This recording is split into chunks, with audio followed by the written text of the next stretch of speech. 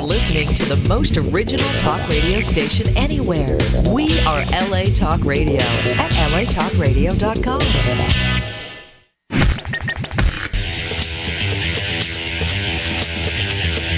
You're listening to Question Reality. Question Reality with Priscilla Leona. Priscilla Leona. Only on LA Talk Radio. Hi, welcome to Question Reality. I'm your host, Priscilla Leona, and we are coming to you live from Los Angeles, California. Excuse me, I have a little cold. Clear it out, just sprayed myself with bee pollen. I'll be good in a couple of minutes. Okay, so what is our show about? Our show is broadcast every Sunday from 5 p.m. to 5:50 p.m. Pacific Standard Time. Now, if this is your first time tuning in, our show excuse me, here we go again. This is not going well so far. All right. So our show will help you to question your career reality. Now, this show is for you if you were, are, or might be considering a career in the entertainment industry. And our guests provide you with tips, advice, and resource information on how and what it takes to successfully pursue a career in show business. Our guests work in various professions of entertainment, so that means that we will definitely have someone on the show sooner or later from a career that you are interested in. If you want to check out our past guests, read their bios, listen to any of the interviews that we've done since 2008 instantly, and or download one of the shows, you want to go to the LA Talk Radio website, latalkradio.com. Click on the link at the top of the website that says Channel 1. Scroll down, find the graphic of our show, Question Reality. Click the link, and this takes you directly to our archive page. And that is where you can view a whole list of all of our past guests. Now, our shows are also available for download on iTunes under the podcast section and also on Stitcher.com. And you just type in Question Reality Radio, and there we are. If you want to find out about our future guest, and boy, are we loaded with some great guests for next year. I am so excited about some of the people that I was able to secure for your career advice. Some of the hottest casting directors in the business. Valor McCaffrey is coming on. Oh my God, Joanna Garcia is coming on. Just had Amy Jo Berman on. Going to get her back next year. So actors, you are just going to get great advice this year. You want to find out about them, go to our official website, which is questionrealityradioshow.com, questionrealityradioshow.com, and you can see all of the great guests. Now, today we are bringing back one of my favorite little men on the planet. His name is Rob Williams. He's been on the show before. He's one of our favorites. We brought him back, and we hope that he never dies, so we can keep bringing him back forever and ever. So we're going to keep our fingers crossed that his wild life that he lives isn't going to cause him to not be with us anymore. Producer Rob Williams of Guest House Films is with us today. If you want to go check out his website, it is guesthousefilms.com, guesthousefilms.com. We are going to be talking about a lot of things today.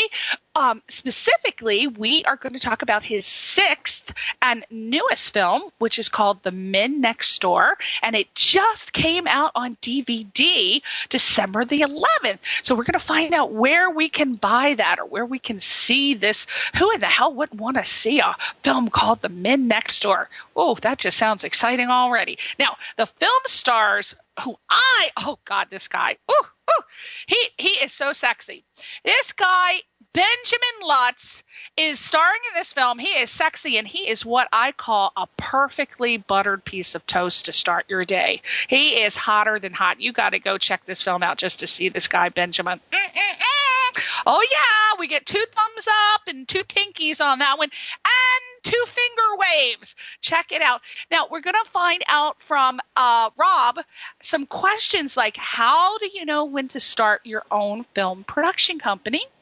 We're going to find out, how does a production company self-distribute their films? How do you make people want to see your movie? And some people who have requested this question many, many times, Rob is the perfect person to answer that. How do you choose the best producing partner? So we're going to be asking him those questions, so stay tuned for that. But first, I want to go into a very brief job description of what film producers do. Now, this is so many people who are not in the business, who may be in the Midwest or in small parts of the country or in other countries, may not know exactly what film producers do. And it's really hard to pinpoint everything they do because it is a very, very diverse field. But I'll do the best that I can. So film producers are the people who orchestrate an entire film production. They hire the director, they set the budget, they play a role in nearly every other, or actually every decision. Well, I think every decision, it just depends on the producer, but every decision that's made on their film or the film. And they work very closely with the director to ensure that the director has everything needed to do the best possible job, and that the director, who they tend to go off on their own little yellow brick roads, they help them stay on schedule and on budget. So overall, again, very diverse responsibilities. We couldn't possibly cover it in a 50-minute program, but if you want to find out more, you can do so by just doing some independent research on Google, the library, see if this career is something you're interested in pursuing. So there you go. Now, Rob Williams, again, co-founder of Guest House Films. This is an LA-based film company that is the leader in the niche of gay independent cinema. But Guest House Films is not just a film production company. They're also a distributor. And some of Rob's films include one of my favorites. I mean, you're going to love this title, Make the Yuletide Gay. Who came up with that title? I still love that so much. Another film, Long-Term Relationship, Back Soon, 3-Day Weekend. And he has this series of briefs movies, which they have such clever names. We're going to talk about that a little later. And you can find all of these movies on Netflix, Blockbuster, and Amazon. And their film project, Black Briefs, is the first compilation of dark-themed gay short films, and it debuted at #1 on the TLAgay.com website, gay DVD bestsellers list, et cetera, et cetera. So Rob is a very, very impressive man. So we are so lucky to have him here today. Rob, how lucky do you feel being here today is the question. I feel so lucky. Thank you for having me. Of course, Rob. You're in high demand. Isn't there a list of people who are longing to get you on their shows and interview you? Am I not lucky? You are lucky. It's been a crazy week with the DVD coming out this week. We've been crazy busy, so I'm glad I can make time for you. Tell me, what does that entail? I mean, we're going to get to everybody's questions, but what exactly? I mean, for such excitement to be happening, what exactly is involved to get it to that point? I mean, what do you have to do that will create all that excitement? Oh, I wouldn't even know where to start. I mean, you've got to, you start with writing the script and then casting the movie and then making the movie and then promoting the movie and going to film festivals so that people know about the movie and then, having your publicist get great reviews for you and, just trying to spread the word through Facebook and Twitter and emails and, it's just a ton of work. It's a long process. You can bullet point the main highlights of it, but it is such a detailed thing. Let's try to just get some questions, and we'll try to break it down, but let's just ask some of the questions which might help a person decide to get to the point where you are. In your opinion, how a lot of people have a very hard time pursuing the arts, as you know, and it's very hard to make a living while pursuing being an actor or an artist or a musician. In your opinion, how can earn a living and sustain a career while they're doing what they love, which could be making a movie, music, art, etc.? It's really tough. It's really tough to make a living and to do that. Everyone, most people that I know have, a job, an everyday job that helps them do that. I think you just have to be committed. You have to stay with it. You have to be focused. You have to work really, really hard at what you're doing, and realize that I think the biggest thing for anyone in the arts to realize, if you want to be an actor, if you want to be a director, a producer, or whatever, it's not just the creative part of it, but there's a whole business part of it. It's show business. And so there's a lot of business that you need to take care of in terms of promoting yourself and promoting your projects and working and networking and all of that. And, you kind of have to be working nonstop to get yourself out there and to make sure people know about you and your projects. It is so many actors. I'll just focus on actors for a minute, but so many actors, actually musicians, who they have jobs which are typical: bartender, waitress, etc. Mm-hmm. And they tell me that it is soul sucking. That by the time they get off of their jobs, they have a lot of them, very few of them are inspired to go and pursue their craft. They are so mentally stressed out, physically tired. How does one go through that, having a job where it's so stressful for them, and still be able to have the love and desire to continue wanting to make a movie, or even, because that's like a whole full-time job in itself. How do you do it? It is, and people have to view it as a full-time job, regardless of whether or not they have another job that's paying the rent. Trying to be an artist in any sense of the word is a full-time job. And so, you've got to treat it as such. If you're an actor, you've got to make the time for the auditions. If you're a singer, you've got to make the time for the performances and the songwriting and all of that stuff. And so, I don't have the answer, but you have to make the time. If you don't have that drive to do it at the end of the day, then you probably shouldn't be doing it. Mm-hmm. It's the people that I know who are successful at it are the people who work at it every day, all day long. And if they get home from their job, they're getting on Facebook to promote their job. They're going to auditions. They're doing whatever they need to do. Absolutely. So I would say, to sum it up, if you want to be in the arts, you have to have the stamina to work 2 full-time jobs every single day.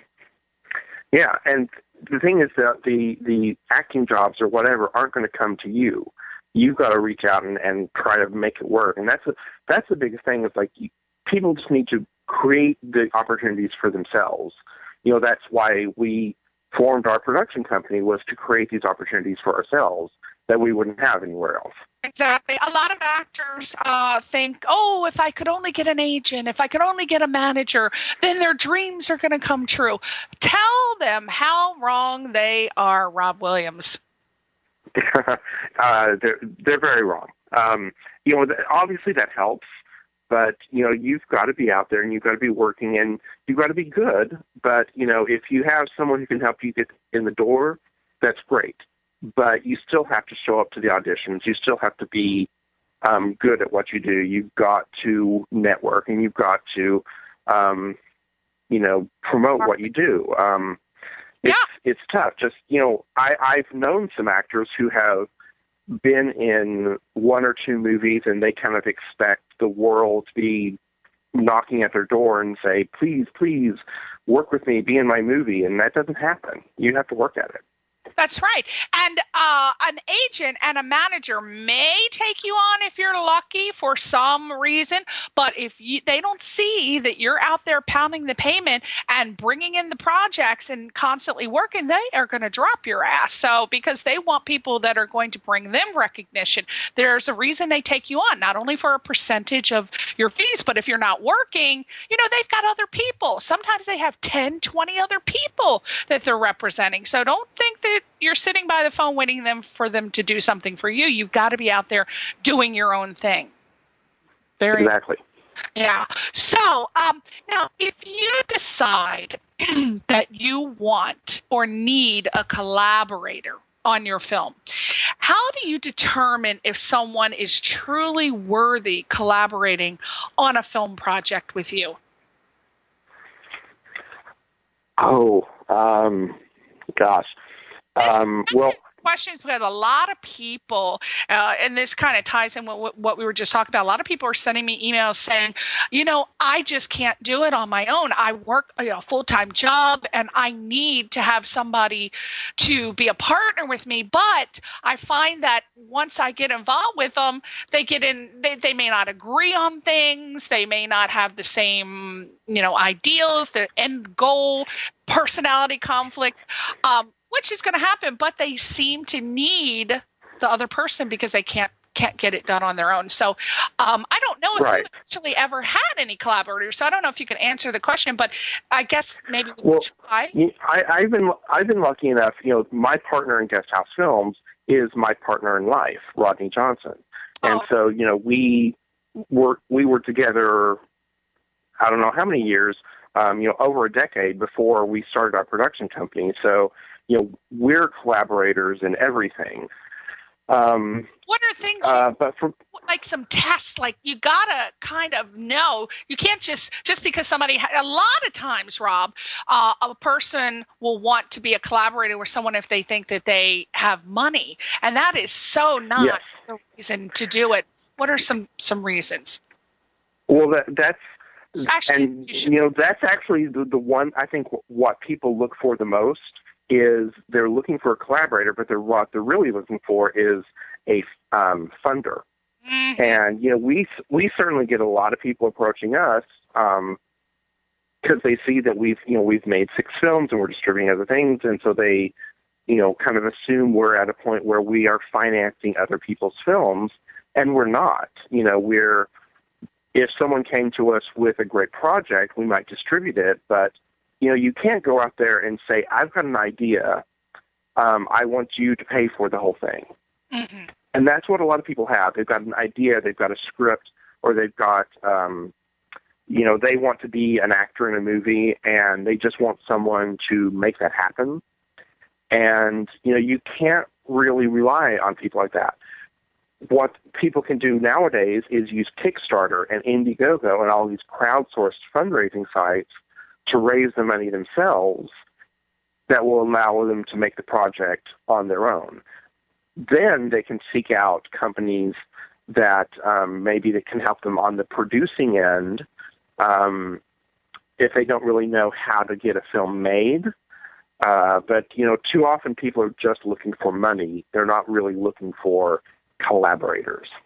Mm-hmm. And describe, like, for example, a collaborator would be someone to help you make decisions, would take some of the work, would help you delegate, not just a collaborator that has some money, because some of the times when you're in that position where you're seeking what you think is a collaborator, this may be a person that wants to do things their way, and if they have the money, they're going to do it their way, or they're going to want to do it their way. And then you could even be cut out of the project. God knows, all kinds of things that could happen. So some of the things that you need to ask yourself before choosing someone to collaborate is what?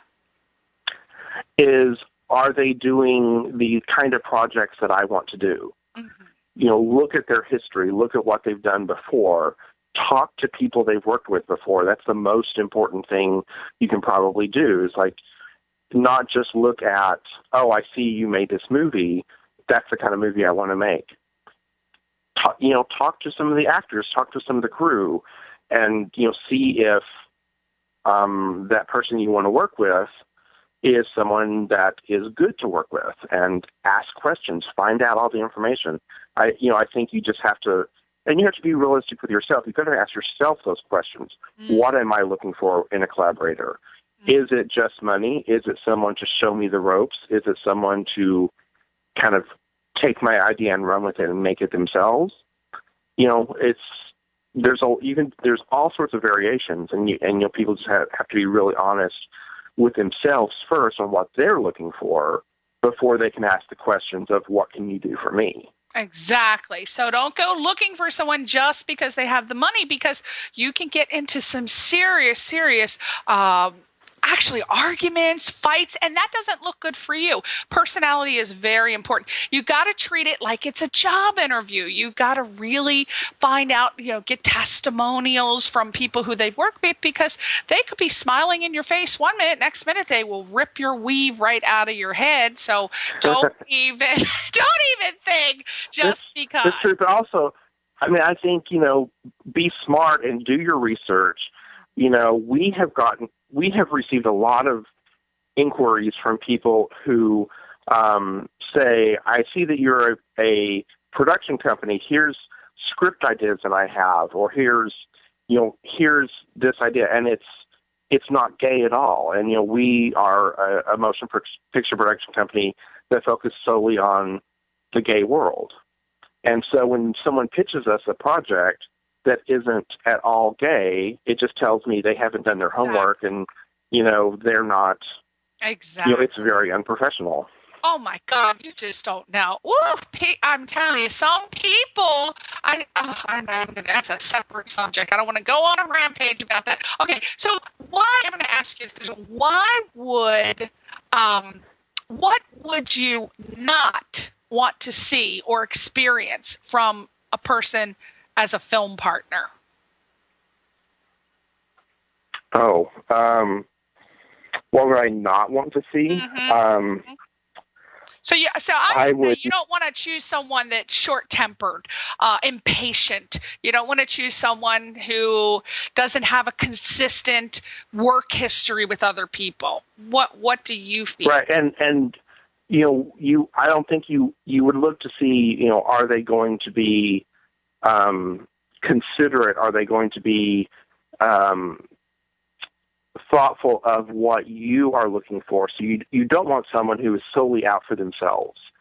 You don't want someone who is just in it to get the money for themselves or to get the recognition for themselves. You want to find someone who wants to help you as much as you want to help yourself. They really have to believe in your vision and what you're working on. It really has to be something that they're excited about. It's not just that they want to get a credit as a producer or executive producer. It really has to be something they go, wow, that's such a great idea. I love it.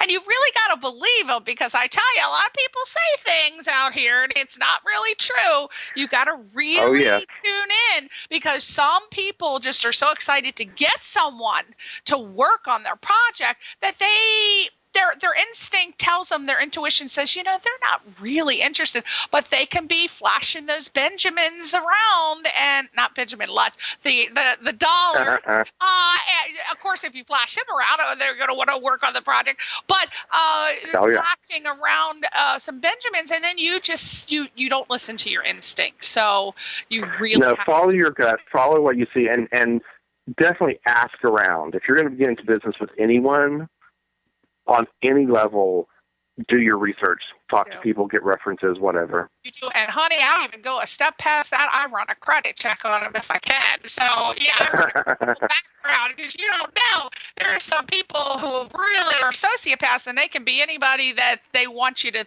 think they are.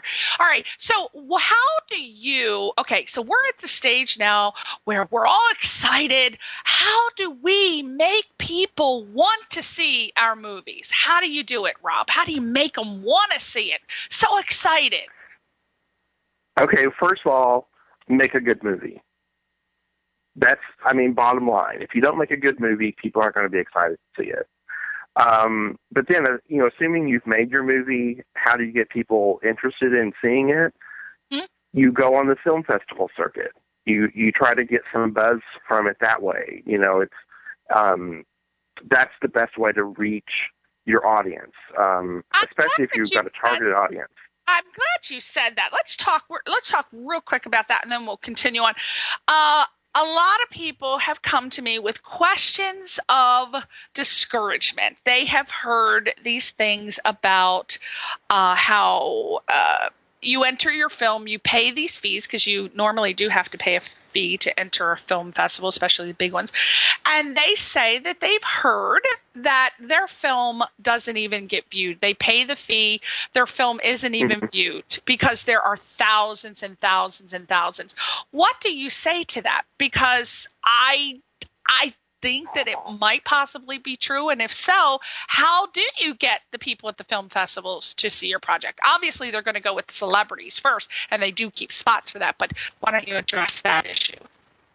Right. Well, I mean, I wish I could say that that doesn't happen, but I think in a lot of cases it's true. But it's especially true if you make a very small film without any stars in it, and maybe it's not something completely original, and then you submit it to the really big film festivals. You know, you submit it to the Sundance and the Tribecas and the LA film festivals and kind of the really big film festivals. The competition for those is very, very fierce, and I'm not saying anything about those festivals. I've never even approached them. I have no idea. You'd like to assume they watch everything, but they don't, honey. I'm just putting it out there. They don't. They've got slots. They've got a certain amount of slots for celebrities, and they get first priority, obviously. And more celebrities are doing independent films. And so I think I'm with Rob. You should start with, in my opinion, the smaller film festivals and gain some. Right, and you'd start with the smaller ones and also be very smart and very targeted about who you reach out to. One of the reasons we started making gay films was not just because those are the stories that we want to tell, but it's a very specific market. And there's a very specific film festival circuit for gay films. So for us, for instance, it was very easy to target the festivals that we needed to reach because there are, X number of gay film festivals in the world. Right. If you just be smart about it's like, what are the niche markets? There are horror film festivals. There are, film festivals for women filmmakers. There's all sorts of different targeted film festivals. Yeah, think about how you can. Yeah, think about how you can make a film that's going to stand out in those specific markets. Exactly. Look for the trends. Everyone that, yes, superhero trends, Western trends. Try to write something that's trending right now, right, Rob? Right. Look at what's popular. Look at what's sold, and don't make everyone that I know who really wants to make a film and they made like the quintessential road trip, quirky movie. It's like everyone makes that. There's a ton of those out there. It's very hard to break through.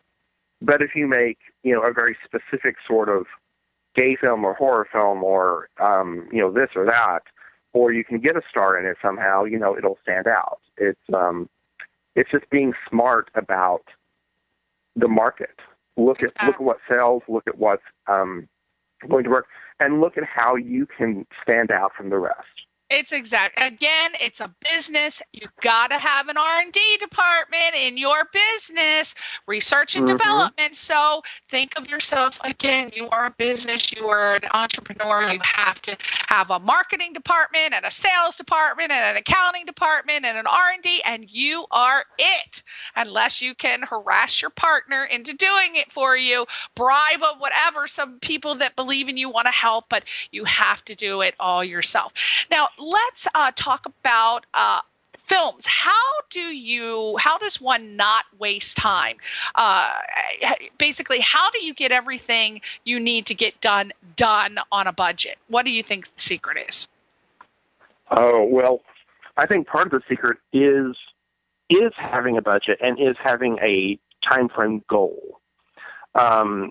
Set, this is what we can spend on this.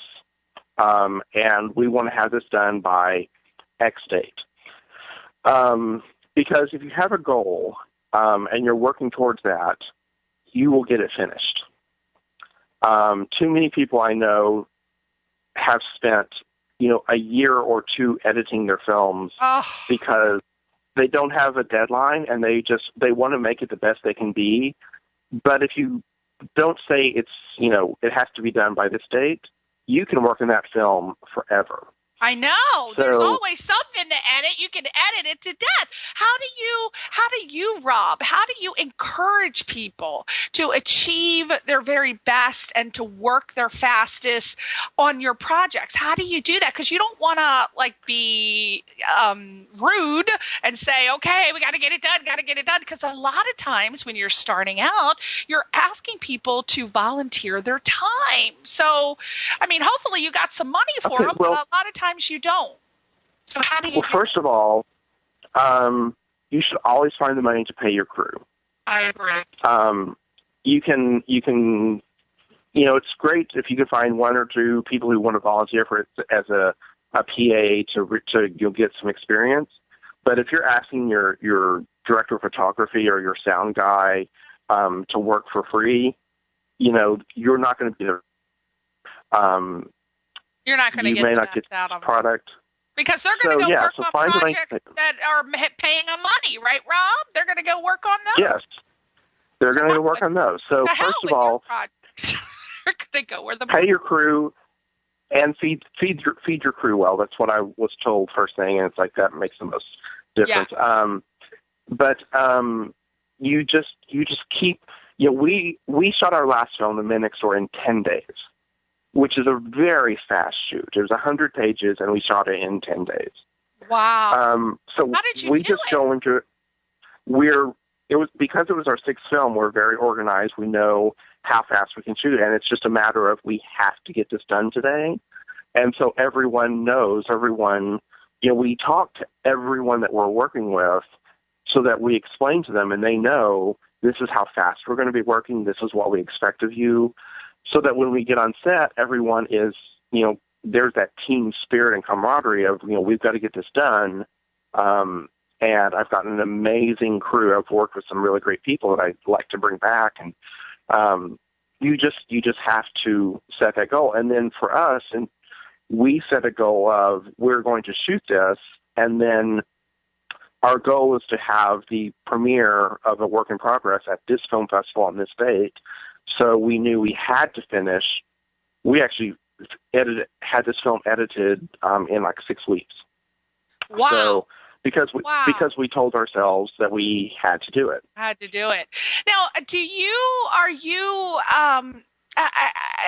don't know if you have jobs that like day jobs and you take the money to invest in your films or how your process works. But my question that I want to know is, why do you think someone will decide to invest in your film? Like what can you say or give them to make them invest? What do you think is going to be their deciding factor? Well, I think first and foremost, it's going to be the quality of the film. If you make a film that is good and is popular and you're proud to show them, that's the best calling card you can have. And then if you have a track record and say, this is what's happened in the past, maybe they'll be a little more inclined to invest. But just, again, it's doing your research. It's looking at the market and really being realistic about, we think we can sell X number of DVDs. We think we can get X amount of money for the video on demand. Yes, and you got to put that in you've got to really think about putting that in a business plan format. The more professional you are, the more confident someone is going to feel in investing, because they're going to think, oh man, he has his shit together. Exactly. You've got to have that business plan so that it shows them, this is what the project is. Here's who's involved with the project. Here's who's attached to the project. Here's what we're going to do with the project when we're done, and here's the ultimate goal for it creatively and financially. And you've got to have a very polished document ready so that people can read it and know everything that is going to happen. and then they will be more confident. It's so true. And a lot of people who, unfortunately, a lot of people who are filmmakers, they're not really that detail oriented. They can talk, they can tell you about it, but bottom line is if you can't do it yourself and you can't focus to be able to do a business plan, you better have somebody do it for you, because that's just going to help you so much more. Now, Rob, what do you consider money that is well spent on a film and what isn't? Oh gosh, what is well spent on the film? I think money. I think a huge amount of money should be for the editor and the sound, and the color correction. That is so important. But that's just my thing. What do you think? Well, yeah, I mean, you have to allow for all of the post work. I think a lot of people don't. They think I need this much money to shoot the movie, and they don't think about the editing. They don't think about the music. They don't think about sound. They don't think about any of that stuff. And especially nowadays, you've got to have it really polished for video on demand. You've got to think about DVD special features. You've got to think about all of that when you're shooting.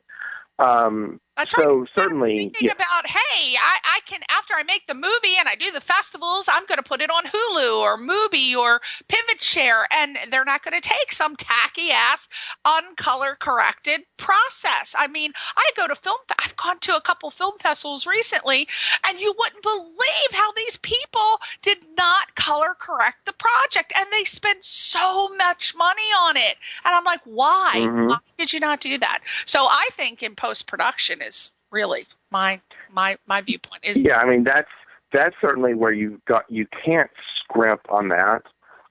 In terms of the actual production, I said it earlier, it's like, spend the money on food. And you'd be surprised if you feed your crew well, how happy they are, because everyone who's worked on a movie has a horror story about they worked on a film and they had bologna sandwiches for lunch, and that was it. Mm-mm. And it's like, no. They're working hard, especially the grips and all of those people. They're working so hard, they're exhausted. You've got to feed them well, and it's like, you don't scrimp on food. And it sounds so silly to say that, but it's true. Like, it's not. As a lover of food, being a fluffy person over here, let me tell you, nobody is going to starve on my film set. I've got the fried chicken coming in abundance. There is everything. It's like a Vegas buffet on my film sets, because I love me some food now, honey. But yes, it's very important. And not only that, if you could, now I know this sounds crazy, and Rob may even think it's crazy, but I think it's very important. If you can afford to have one of your friends who is a masseuse come on the set and give 5-minute massages, you would be amazed at how much that helps morale and how that perks people up. That is true. Yeah, and who doesn't It's the little things. Yeah.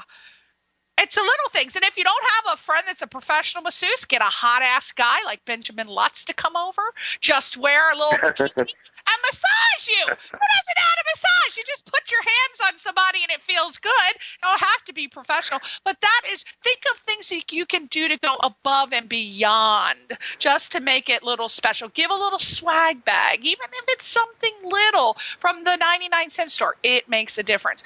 Now, let's go into the email questions, and then we're going to talk about your films. I have 2 email questions that came in. The first one came in from Alistair from Long Island, New York, and he said, "Dear Rob, how do you make sure you don't need more material after you finish principal photography?" It's a very specific question. You have to be very diligent about getting what you need during the principal photography. And, I will be honest, there have been times on every single one of my films where I wish I could go back and either reshoot a scene or, film something new. And, you just can't afford it. So you just have to plan. You have to write your script, make sure, because it all goes down to the script. It's like, write the script so that it's tight, that it's everything that you need, and then when you're on set, get everything you need, get the coverage you need, it's have somebody it's just do planning. it. It's planning. I think you just need to hire someone and say, this is what I need you to do, or delegate to someone and make that their focus, that they're focusing on the principal photography. You just have to delegate to someone. I have a production assistant. And as a director, I go through every day of the shooting. So I've got every day broken down, and in every scene, I break down exactly what kind of coverage I need, so that it's not just getting to the set and we'll just see what we can get. It's like, no, I need the master on this. I need a 2-shot here. I need, singles on these people. I need inserts here. It's like, you've got to have that list, and you've got to know exactly what you need. And that way you won't miss anything. I love that, because you sound just like me. I'm a micromanager, and I am proud to say it. People say, oh, my God, you've got a list for a list for a list, and there's color-coded stuff. What's wrong with you? Yes, I'm a micromanager, but I can't stand to not cover all the details. I think it's better to be safe than sorry. I really do. And it's about time. Absolutely. So call me a micromanager. I don't care. Call me anal retention.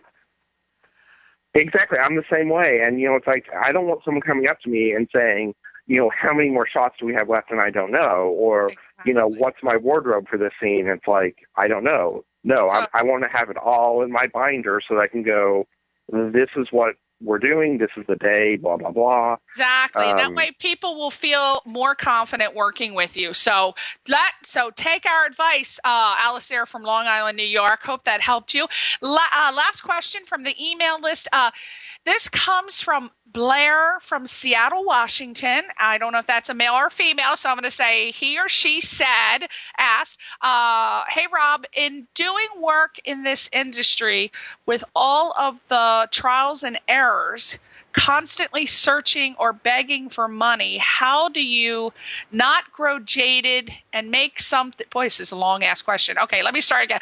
All right, in doing this industry with all of the trials and errors, constantly searching or begging for money, how do you not grow jaded and make sure you maintain a sense of wonder, a joy of discovery, an appreciation of mystery, and love of simply doing the work you really love? Wow, that's a long-ass question, Blair. All right, go ahead and see if you could pick that one.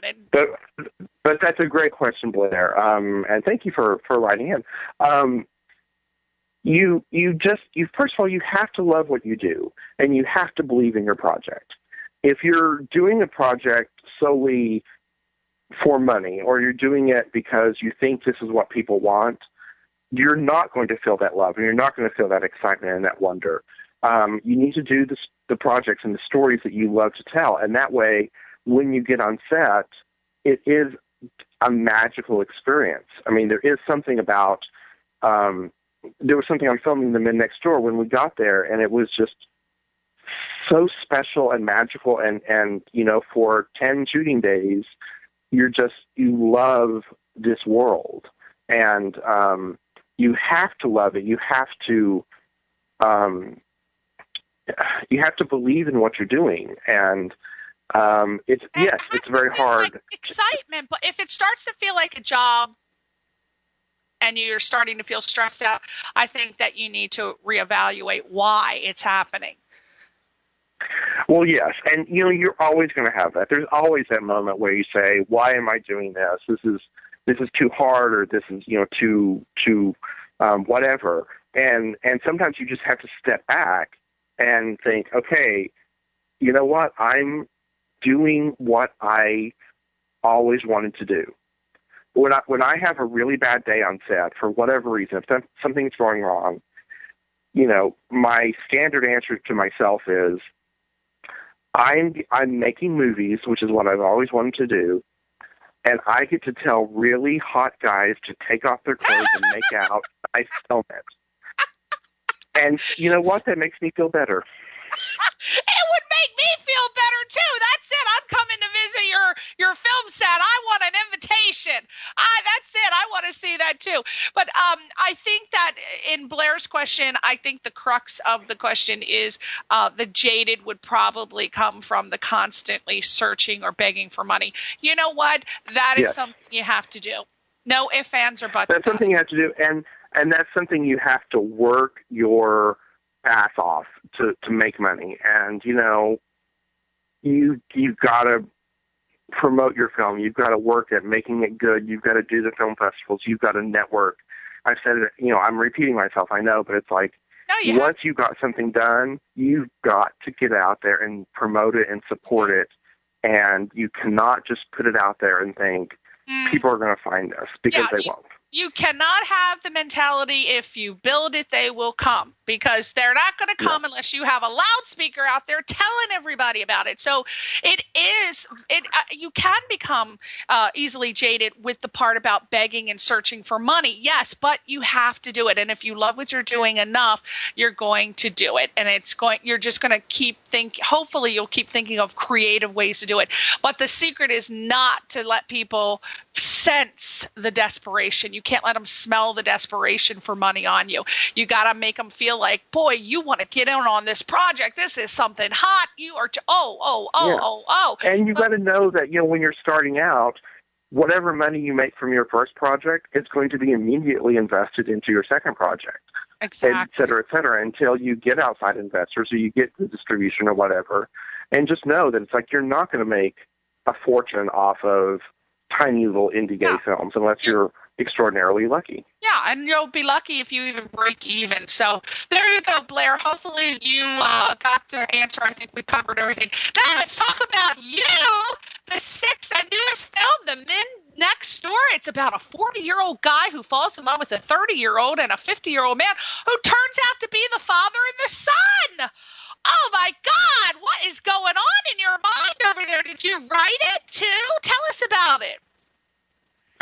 Yes, this film I wrote, I directed, I produced it with my partner Rodney, and it's a comedy, and I wanted to look at kind of dating dilemmas when you are kind of 40ish, the fact that you might be dating someone who's 10 years younger and you might be dating someone who's 10 years older, and then as I was developing the story, it just sort of it's like, well, what if they were father and son? And that kind of was the hook that got me going in terms of a writer. Did they know that the father and son know they were dating the same person, or did they not know?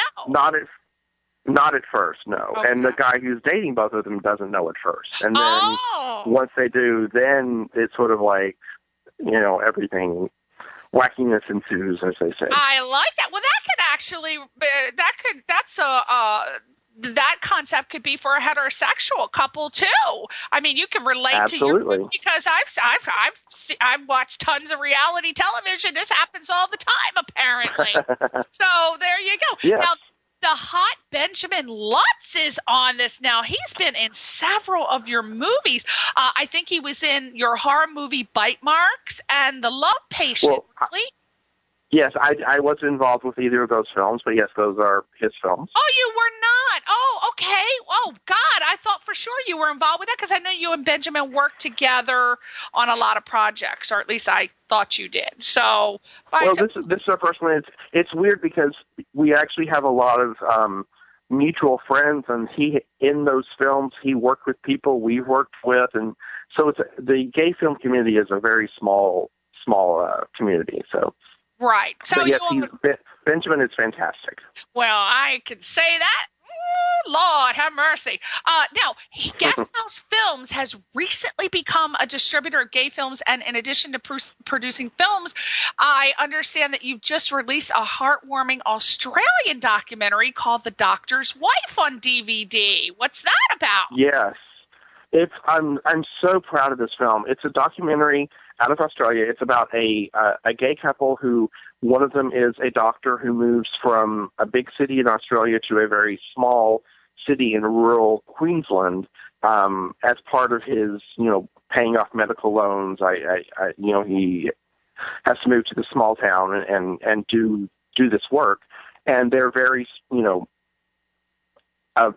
realistically, scared of what the reaction was going to be from a town of 1,000 people in a very rural area to a gay couple and a gay doctor. And they, documented it to see what the reaction was, and it turned out that the city just embraced them, and Wow. they got really involved with the town. And it's a real heartwarming story because they really went into it thinking, we don't know what's going to happen.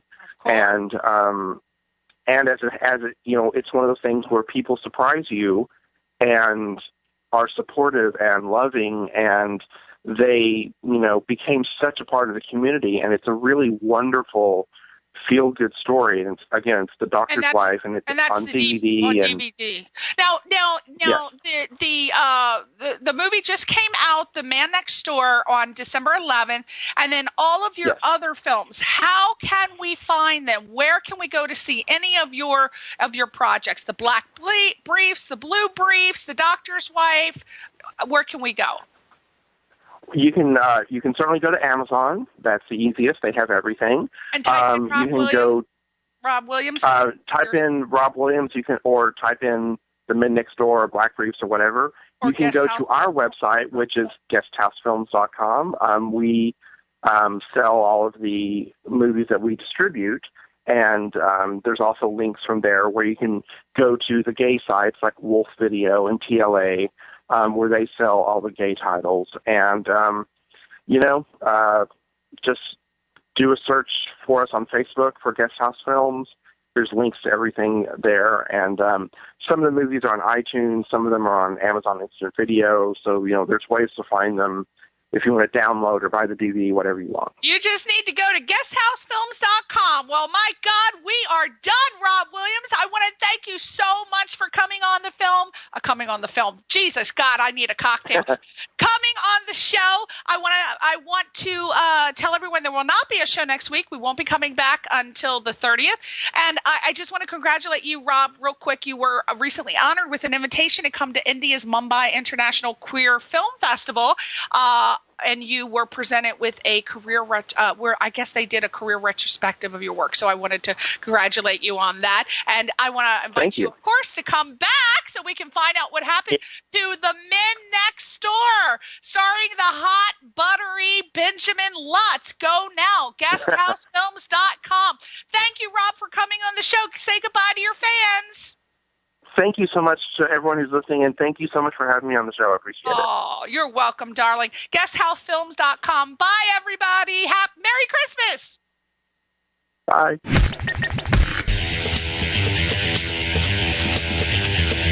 You're listening to Question Reality. Question Reality with Priscilla Leona. Only on LA Talk Radio.